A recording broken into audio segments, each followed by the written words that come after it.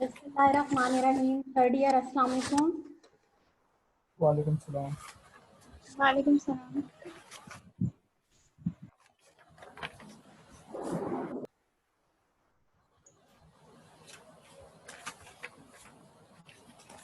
बच्चों मेरी आवाज आ रही है? Yes ma'am. यस मैम आ रही है। क्या हाल है आप लोगों का? मैम रुक रुक कर आ रही है। अब देखो कैसी आ रही है आवाज।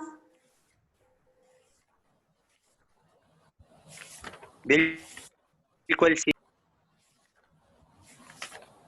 नजर आ रही है आप लोगों को?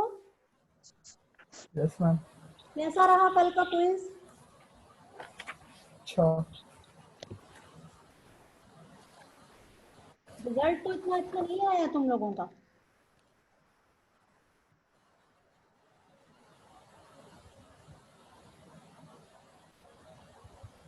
आज हम तमाम क्वेश्चंस को वन बाय वन डिस्कस करते हैं। अच्छा, आप लोगों का और इवनिंग का अलग था क्विज। अब आप लोग देखते जाओ जरा कि ये वाले क्वेश्चन थे आप लोगों के क्विज में। पहला क्वेश्चन यस मैम यही थे। ये था मैम। Yes ma'am. ओके ठीक है। तो पहला सवाल था कि अच्छा ये एंटी साइकोटिक्स वाला है, उसके बाद फिर हम दूसरा वाला देखेंगे, ठीक है। तो इसमें फर्स्ट क्वेश्चन था which one of the following antipsychotic has been shown to be potent antagonist at the dopamine D2 receptor. Option था एल्प्रोपोल, क्लोज़ापाइन, हैलोपेरिडोल एंड रिस्पेरिडोल। तो क्या आपके ख्याल में इसका आंसर होगा? हेलो यस, इसका आंसर हैलोपेरिडोल है, क्योंकि ये जितने भी एजेंट्स लिखे हुए हैं इनमें से जो सबसे पोटेंट एंटागोनिस्ट है, सबसे पावरफुल है, वो हैलोपेरिडोल है, इजंट इट? Yes ma'am. बाकी क्लास ने क्या लिखा? हैलोपेरिडोल ब्यूटेरो। ओके गुड, सही लिखा आप लोगों ने अगर ये लिखा है। नेक्स्ट क्वेश्चन पे चलते हैं।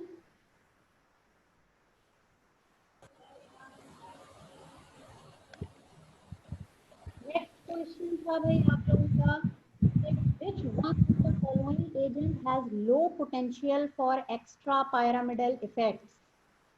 फर्स्ट ऑप्शन था ओलेंजापीन, फिर हैलोपेरिडोल, फिर क्लोरप्रोमाजीन, फिर फ्लूफेनाजीन। क्या आंसर होगा? ओलेंजापीन, क्योंकि ये सेकंड जनरेशन ड्रग है।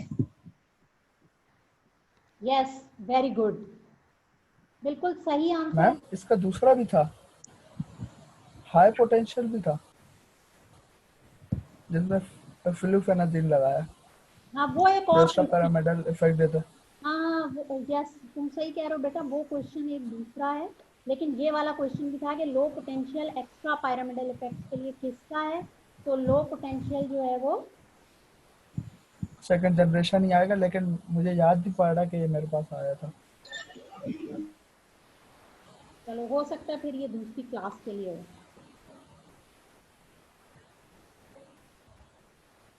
नेक्स्ट क्वेश्चन है, when patient display involuntary movement including bilateral and facial jaw movement and fly catching motions of the tongue, this is called as? TD, TD tardive dyskinesia. हाँ भाई बच्चों, क्या answer लिखा है इसका? Parkinson disease, साइकोसिस, TD dyskinesia. Tardive dyskinesia. Yes, अगर आप लोगों ने इसका आंसर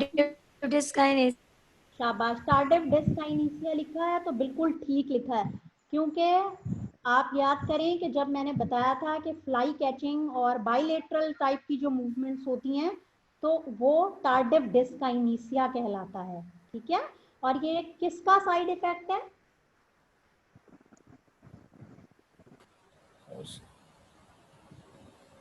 ये किन ड्रग्स का साइड इफेक्ट होता है बच्चों, tardive dyskinesia? Antipsychotic. Generation drugs. Yes, first generation antipsychotic तो सब है भाई अली, एंटीसाइकोटिक तो सब है। एक्चुअली ये कौन सी वाली एंटीसाइकोटिक्स का इफेक्ट है? फर्स्ट जनरेशन, जिसमें पैरामिडल फर्स्ट इफेक्ट जाता जनरेशन है, ये आखिर में साइड इफेक्ट्स थे मैम। बिल्कुल, ये फर्स्ट जनरेशन का है। अच्छा भाई बाकी क्लास में क्या क्या आंसर लिखा है? बाकी बच्चे जो हैं फरियाल, अक्सा, मैमा,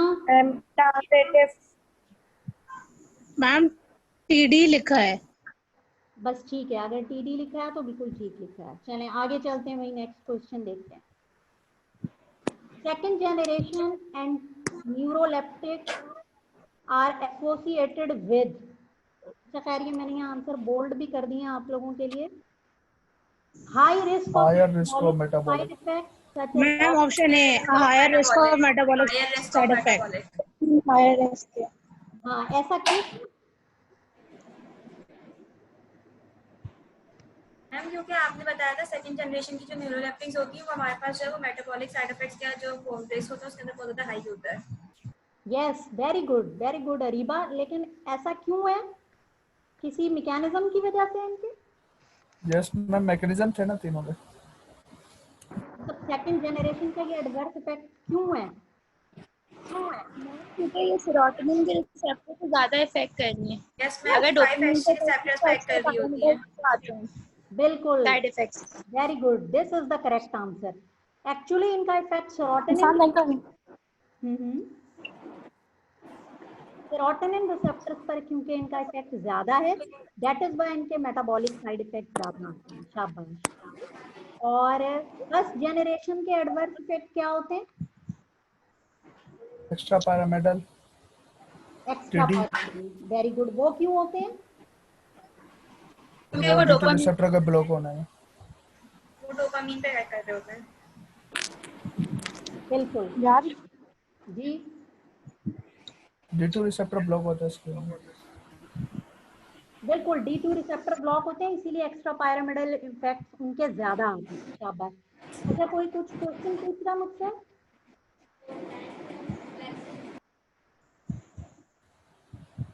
ओके, आगे चलते हैं। नेक्स्ट स्टेटमेंट था concerning hypothesis of pathophysiologic basis of schizophrenia, which statement is accurate? पहला ऑप्शन है all clinically effective antipsychotic drugs have high affinity for dopamine D2 receptors. Second option है dopamine receptor blocking drugs are used to alleviate the psychotic symptoms in Parkinsonism. C option है drug induced साइकोसिस can occur without activation of brain dopamine receptors, and last है serotonin receptors are present at lower than normal levels in the brains of untreated schizophrenic. तो क्या answer होगा बच्चों? Without activation of brain dopamine receptors. जी, बाकी सबने क्या लिखा भाई?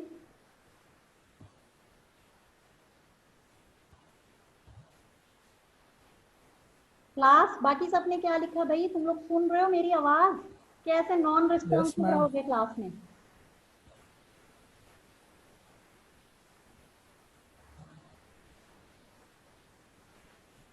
जी, तो बताइए क्या आंसर लिखा है इस पे अली के अलावा?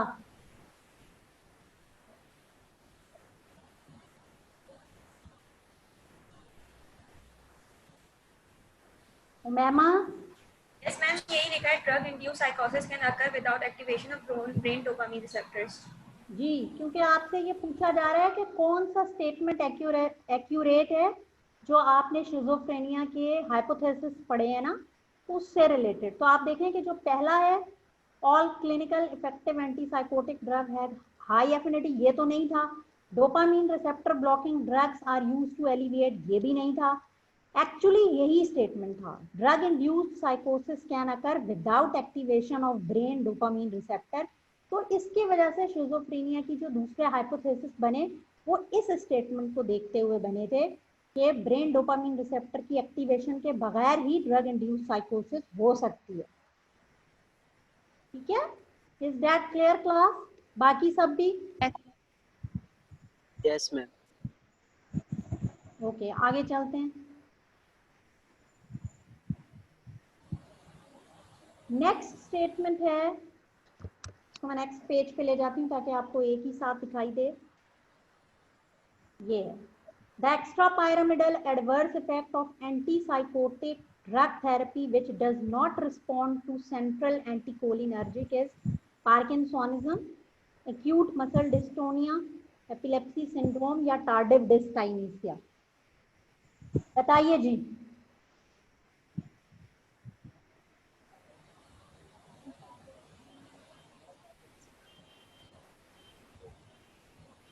जी बच्चों बताओ.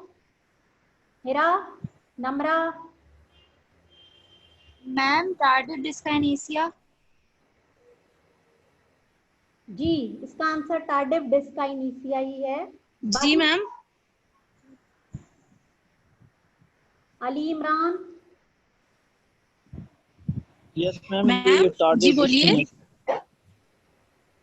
इसका आंसर पूछ रही हूँ बेटे, ये जो स्टेटमेंट पढ़ रही हूँ इतनी देर से.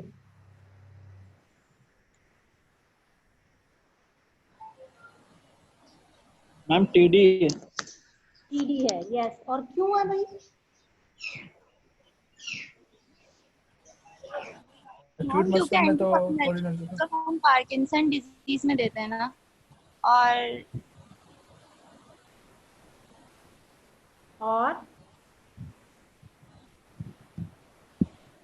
यहाँ तो हम और एक्स्ट्रा पैरामिडल सिम्टम्स आते हैं फर्स्ट जनरेशन में और टार्डिव डिस्काइनेसिया उसी से रिलेटेड है जी एडवर्स इफेक्ट. बिल्कुल. इसमें से आप देखें कि जो एक्स्ट्रा पायरामिडल, सबसे पहली बात तो ये कि जो एक्स्ट्रा पायरामिडल सिम्टम है उसमें वेरी गुड, इन तमाम सिम्टम्स में से जो टार्डिव डिस्काइनेसिया है यही सबसे strong type of extra pyramidal effect है. एपिलेप्सी तो बिल्कुल अलग है, पार्किंसोनिज्म भी अलग है, मसल डिस्टोनियाज भी अलग हैं, लेकिन टार्डिव डिस्काइनेसिया सबसे इम्पॉर्टेंट है जो extra pyramidal adverse effect antipsychotic का आता है और ये एंटीकोलिनर्जिक्स को रिस्पॉन्ड नहीं करता.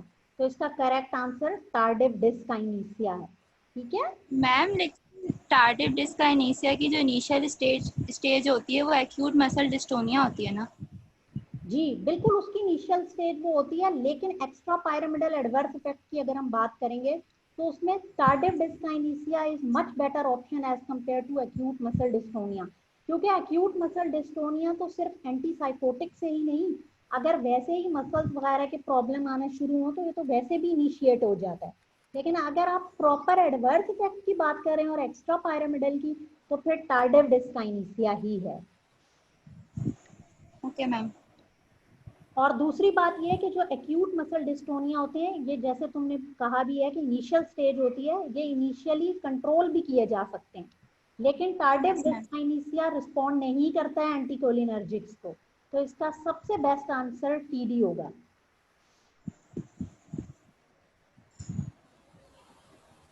इज दैट क्लियर बेटा? Yes ma'am. ओके आगे चलते हैं. नेक्स्ट स्टेटमेंट है कि which one of the following antipsychotic has been shown to be a partial agonist at D2 receptors. aripiprazole, partial agonist of D2 and 5-HT2 है. बिल्कुल, partial agonist जो कि D2 receptors पर है वो ना तो हेलोपेरिडोल है, ना क्लोजापीन है और ना ही रिस्पेरिडोन है. इन तमाम ऑप्शंस में आपके पास aripiprazole is the drug which is actually partial agonist at D2 receptor. तो correct answer is aripiprazole. Ehtesham तुमने क्या लिखा इसको?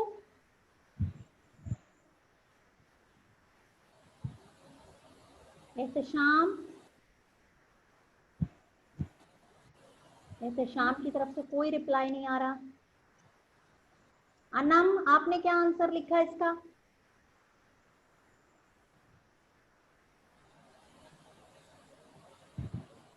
अनम है?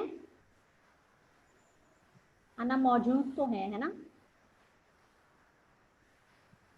भैया? आप लोगों की क्लास में ना मुझे सिर्फ 3-4 स्टूडेंट्स रिप्लाई करते हैं, बाकी बिल्कुल खामोश होकर अपना माइक म्यूट करके बैठे रहते हैं क्लास. इवनिंग की क्लास ऐसे नहीं करती, कोई आवाज नहीं है. अब जैसे पता नहीं मैं किससे मुखातिब हूँ. आवाज आ रही है तुम लोगों को मेरी? 3rd year morning. Yes, ma'am. Yes, ma'am.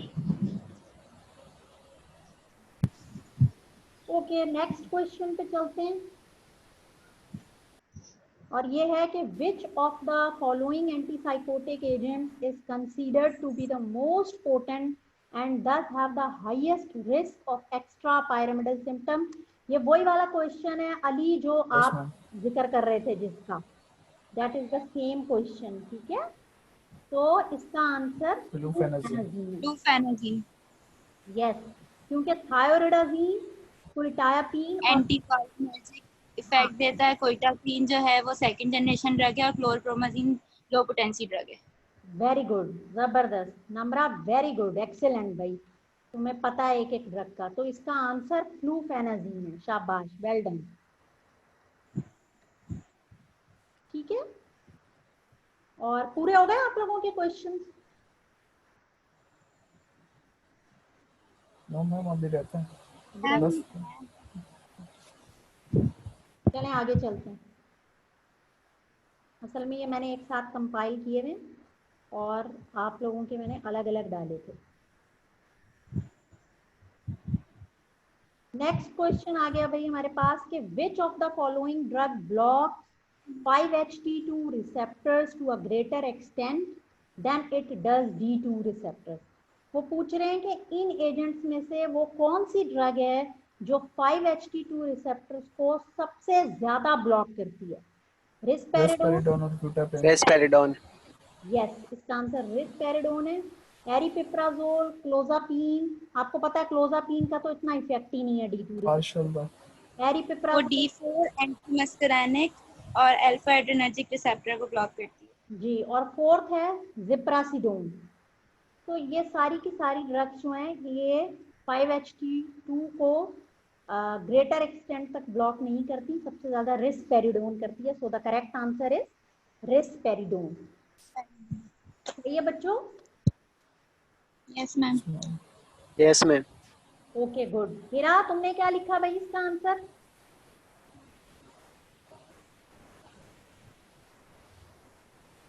महक, हीरा, रिदा,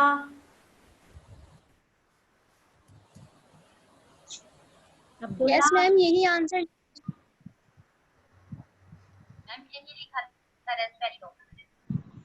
ओके, अगर यही लिखा है तो फिर बिल्कुल ठीक लिखा है, शाबाश। तो फिर मार्क्स इतने अच्छे क्यों नहीं आए हुए आप लोगों की क्लास में? चलें आगे चलते हैं और ये क्वेश्चन था कि the following side effects of atypical neuroleptics, बात हो रही है एटिपिकल न्यूरोलेप्टिक्स की, मे रिस्पॉन्ड टू प्रोप्रानोलॉल। इनमें से वो कौन सा साइड इफेक्ट है न्यूरोलेप्टिक्स का जो प्रोप्रानोलॉल एक बीटा ब्लॉकर है उसको रिस्पॉन्ड कर सके? Parkinsonism, akathisia. Yes, parkinsonism, acute muscle dystonia, TD तो करता ही नहीं है, एकथीसिया। तो क्या आंसर है भाई? Akathisia. Yes, akathisia. Akathisia is the correct answer, जो कि प्रोप्रानोलॉल को रिस्पॉन्ड करता है। ठीक है क्लास? Yes ma'am. तो ये आप लोगों के जो थर्ड चैप्टर था ये उसका क्विज था और आप लोगों के आंसर से तो मुझे लग रहा है कि आप लोगों ने अच्छा अटेम्प्ट किया। अब हम लोग नेक्स्ट क्विज को देखते हैं जो आप लोगों का पार्किंसन डिजीज पे था। अच्छा, एक क्वेश्चन इसमें ऐसे टाइप भी था ना आप लोगों का? Yes ma'am. Yes, ma'am. Chemical Classical classification. हाँ, केमिकल क्लासिफिकेशन का कोई आंसर दे दे भाई यहाँ, ताकि पूरी क्लास सुन ले। क्या लिखा आप लोगों ने उसमें? 4 classes थी मैम। में 4 ग्रुप्स होते हैं, फिनोथायजीन डेरिवेटिव्स, थायोजेंथीन डेरिवेटिव्स, ब्यूटाइरोफिनोन डेरिवेटिव और मिसलेनियस स्ट्रक्चर्स की ड्रग होती हैं।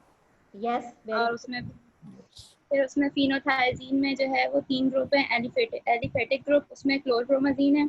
फिर पाइपरजीन ग्रुप है, उसमें ट्राइफ्लूफेनाजीन, फ्लूफेनाजीन, प्रोक्लोरपेराजीन, टरफेनाजीन, टाइथाइलपेराजीन। तो शाबाश। पाइपरडीन ग्रुप है, उसमें थायरिडाजीन और मीजोरिडाजीन। फिर थायोजेंथीन डेरिवेटिव्स में 2 ड्रग्स थी, थायोथिक्सीन और फ्लूफेंथीजोल। फिर ब्यूटाइरोफिनोन में हेलोपेरिडोल थी और मिसलेनियस स्ट्रक्चर में पिनोजाइड, मोलिंडोन, लोजापीन, क्लोजापीन, ये ड्रग्स थे। Yes, very good. ये बाकी तो क्लास भाई आप लोगों को याद है?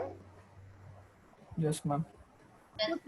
कुछ बच्चे ये कह रहे थे कि उन्होंने शायद केमिकल क्लासिफिकेशन की जगह फार्माकोलॉजिकल क्लासिफिकेशन लिख दी।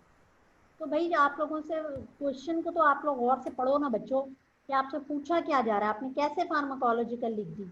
स्लाइड्स में भी मैंने डाली हुई हैं, दो दो चीजें हैं कि एक उसकी फार्माकोलॉजिकल क्लासिफिकेशन है, एक केमिकल है। जब केमिकल पूछी जा रही है तो आपने केमिकल ही लिखनी है, यस मैम।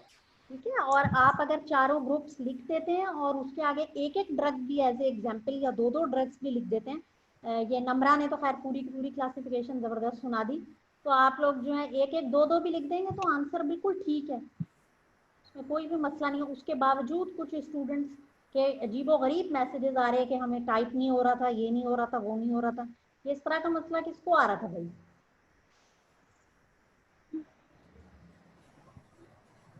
इतना इजी क्वेश्चन था, सिर्फ आपने चार ग्रुप्स लिखने हैं और आगे उसका एक एक एग्जाम्पल लिख देनी है या दो दो एग्जाम्पल लिख दें, सफिशिएंट टाइम था।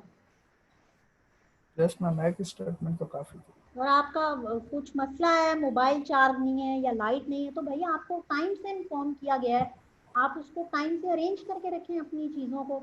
यहाँ तक बच्चे बोल रहे हैं कि वो भूल गए क्विज अटेम्प्ट करना, उनको याद ही नहीं था कि उनका क्विज है। मतलब ये किस तरह के एक्सक्यूजेज हैं बच्चों तुम लोगों के? मैं तो इस तरह के लिए एक्सक्यूजेज नहीं मानती।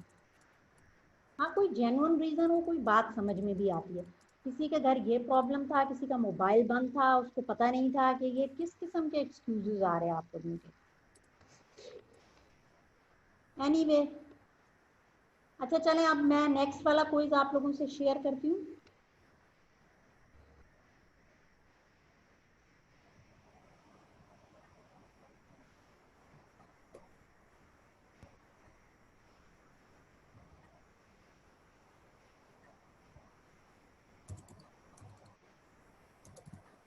Can you see the screen? Yes, ma'am. Okay, good. अच्छा, ये स्टेटमेंट थे, आपने ट्रू और फॉल्स मार्क करने थे, और ये पार्किंसन डिजीज में से थे, ठीक है। फर्स्ट स्टेटमेंट है peripheral adverse effect of levodopa including nausea, hypertension and cardiac arrhythmias can be diminished by including ropinirole in the therapy. जी बताइए, False. ट्रू है या फॉल्स? False. फॉल्स। False है मैम, क्लोजापीन ऐड करने से इसके side effects कम होते हैं। यस, रोपिनिरोल ऐड करने से तो कभी भी पेरिफेरल एडवर्स इफेक्ट करेक्ट नहीं होते हैं, तो ये आंसर जो है ये फॉल्स था, ये स्टेटमेंट फॉल्स था, ठीक है। और इसीलिए इसको आपने फॉल्स ही मार्क करना था। बाकी क्लास ने क्या किया भाई? फॉल्स किया था। ओके, नेक्स्ट स्टेटमेंट है आपका the drug combination of levodopa plus anticholinergic. गौर से देखें इसको, ड्रग कॉम्बिनेशन लीवोडोपा और एंटीकोलिनर्जिक है, कार्बिडोपा नहीं है। ये is the most efficacious in parkinsonism. False. False. Yes, ये फॉल्स था। ट्रू स्टेटमेंट क्या होना था इसका? Levodopa plus carbidopa. Yes, levodopa plus carbidopa हमारी फर्स्ट चॉइस होती है, साइनामेट।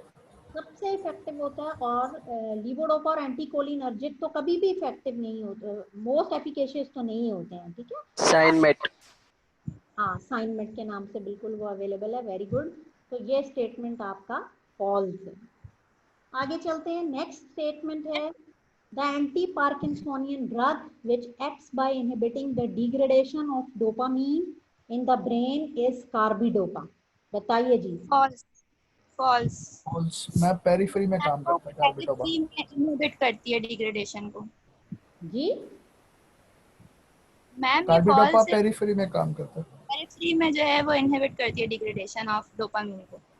जी, बिल्कुल ठीक है, शाबाश। अच्छा, नेक्स्ट स्टेटमेंट पे चलते हैं कि टॉलरेंस की बात हो रही है भैया। Tolerance to anti parkinsonian action develops most rapidly in the cases of levodopa plus carbidopa treatment. True. Statement true है या फॉल्स है? Let me know. True ma'am. जी बताइए भाई क्लास, क्या मार्क किया इसको, ट्रू और फॉल्स? ट्रू ट्रू यस, ये स्टेटमेंट टॉलरेंस ट्रू है, घटाना। क्योंकि जब हम पार्किंसंस पढ़ रहे थे तो मैंने आप लोगों को बताया था कि लीवोडोपा और कार्बिडोपा के साथ प्रॉब्लम ये आती है कि टॉलरेंस डेवलप होना शुरू हो जाती है, और डेट इज वाई आपको याद होगा कि जो हमने एडजंक्ट ट्रीटमेंट्स की बात की थी, इवन जिस दिन हम रिवीजन कर रहे थे, और उसमें भी हमने ये डिस्कस किया था कि एडजंक्ट के तौर पर हम कॉम्ट इनहिबिटर्स को, या फिर जो आपके माओ हैं, मोनोमाइन ऑक्सीडेज इनहिबिटर्स जो हैं, उनको ऐड करते हैं। अक्सर हम जो डोपामीन एगोनिस्ट ड्रग्स हैं उन पे भी इसी वजह से जाते हैं, क्योंकि टॉलरेंस डेवलप होना शुरू हो जाती है। ठीक है, तो ये स्टेटमेंट आपका ट्रू है। नेक्स्ट स्टेटमेंट है कोरिया से related. Korea consist of irregular, unpredictable, involuntary muscle jerks that occur in different parts of body and impair the voluntary activity. True true Yes, ये स्टेटमेंट बिल्कुल ट्रू है। ये बिल्कुल Korea को ही define किया गया है यहाँ पर। और पार्किंसन स्टार्ट करने से पहले अगर आप लोग रिकॉल कर सकें तो लेक्चर में मैंने सबसे पहले यही डिस्कस किया था कि कोरिया क्या है, जहाँ हमने कुछ एक डिजीजेस डिस्कस की थी। तो ये यस कोरिया मैम, की, टीमर, कोरिया, टिक्स। हाँ हाँ बिल्कुल बिल्कुल वहीं पे, और फिर हमने पार्किंसन डिजीज को डिस्कस किया था। तो ये स्टेटमेंट आपका ट्रू है, सही। नेक्स्ट स्टेटमेंट है ट्राईहेक्सिफेनिडिल is dopamine agonist at D2 receptors effective in tremor associated with Parkinson's. Ma'am false है ये फॉल्स है ये ड्रग। ये फॉल्स क्यों है भाई? मैम क्योंकि ट्राई ये ड्रग हेक्सीफेनिडिल एंटीकोलिनर्जिक ड्रग है। एंटीकोलिनर्जिक है। Yes, very good. सबसे पहली बात तो ये कि ट्राई हेक्सीफेनिडिल जो है ये डोपामीन एगोनिस्ट तो है ही नहीं। तो ये स्टेटमेंट आप यहीं पढ़ते ही इसको कंसीडर कर लें फौरन कि दिस स्टेटमेंट इज फॉल्स, क्योंकि ट्राईहेक्सिफेनिडिल किस क्लास से है बच्चों? एंटीकोलिन। यस, ये एक एंटीकोलिनर्जिक है, मस्करैनिक एंटागोनिस्ट है, डोपामीन एगोनिस्ट तो है ही नहीं। तो ये आपका स्टेटमेंट फॉल्स है। और नेक्स्ट स्टेटमेंट है levodopa can also cause mood changes, depression, साइकोसिस एंड एंजाइटी। ट्रू। ट्रू है। बढ़ जाने से साइकोसिस हो जाती है। Yes, this statement is true.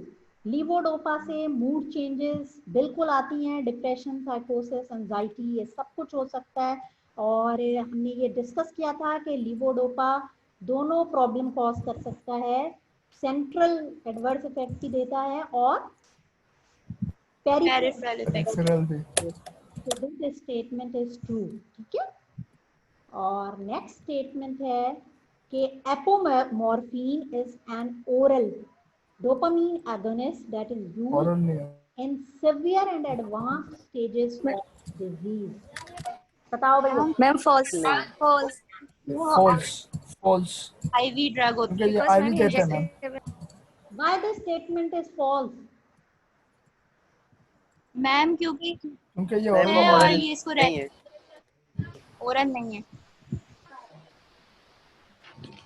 Oral क्या? मैम इंजेक्टेबल है एपोमॉर्फिन। यस, पहली बात तो ये कि जैसे ही आपने स्टेटमेंट पढ़ा, एपोमॉर्फिन ओरल तो है ही नहीं।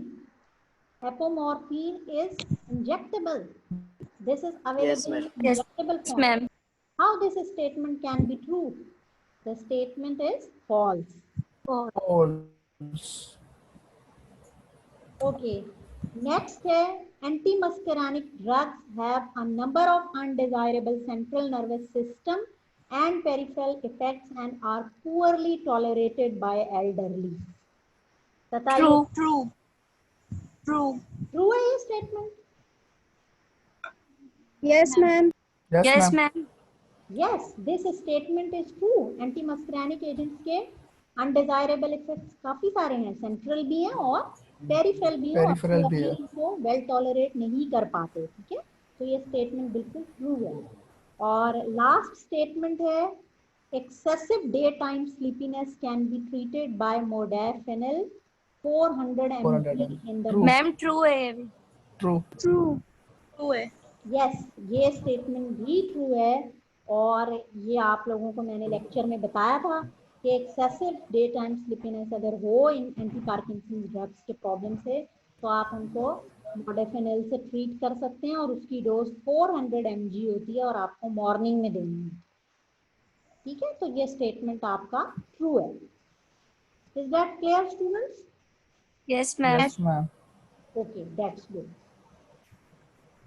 ठीक है बच्चों, ये आप लोगों के मैंने दोनों क्विज यहाँ डिस्कस कर लिए, और अगर आप लोगों के पास कोई क्वेश्चन है तो you are welcome.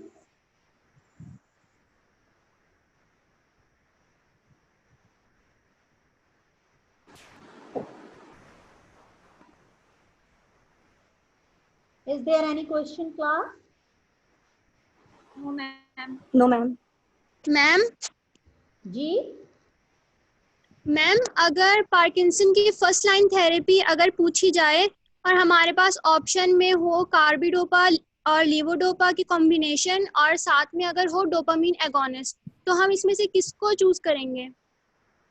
Ji, class बताइए, निदा के क्वेश्चन का कौन आंसर करेगा? क्योंकि मैम कहीं पे पढ़ा है कि डोपामीन एगोनिस्ट सबसे फर्स्ट लाइन थेरेपी और कहीं पे ये लिखा है कि कार्बिडोपा लीवोडोपा फर्स्ट थेरेपी है। मैम साइनमेट देंगे। एडमिट देंगे, अगर वो टॉलरेंट करेगा तो फिर एडजेक्टिव थेरेपी में जाएंगे, क्योंकि साइड इफेक्ट्स कम हो जाएंगे ना उससे। हाँ निदा बेटा, इसका आंसर लिवोडोपा और कार्बिडोपा ही होगा, यानी साइनमेट ही होगा इसका आंसर। और क्योंकि फर्स्ट ऑप्शन अभी भी बहुत जगहों पर हम वही देते हैं, अगर उससे पेशेंट अच्छा रिस्पॉन्ड ना कर रहा हो तो फिर हम गॉनिस्ट पे जा सकते हैं डोपामीन के, या फिर आप उसको उसके साथ एडजंक्ट के तौर पर भी, यानी आप साइनमेट की डोज को रिड्यूस कर दें और साथ में आप कोई एगोनिस्ट ऐड कर दें। लेकिन अगर इस तरह का कोई स्टेटमेंट है तो डेफिनेटली आप जो आंसर चूज करोगे ना, वो लिवोडोपा कार्बिडोपा का कॉम्बिनेशन ही करोगे। हाँ, अगर लिवोडोपा सेपरेट लिखा हुआ है, इंडिविजुअल लिखा हुआ है, तो फिर आप D2 एगोनिस्ट को, D2 कह रही हूँ, डोपामीन के एगोनिस्ट को आप फिर सिलेक्ट करेंगे। ठीक है, लेकिन अगर कॉम्बिनेशन कहीं है या साइनमेट है तो फिर आप लिवोडोपा कार्बिडोपा या साइनमेट को क्लिक करेंगे। Okay ma'am, thank you. You welcome बेटा। ठीक है बच्चों, और कोई क्वेश्चन है किसी के पास?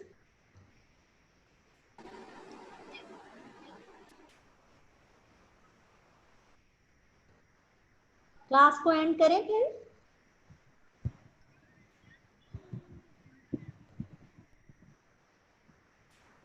यस मैम क्लास एंड कर दूं क्या मैं?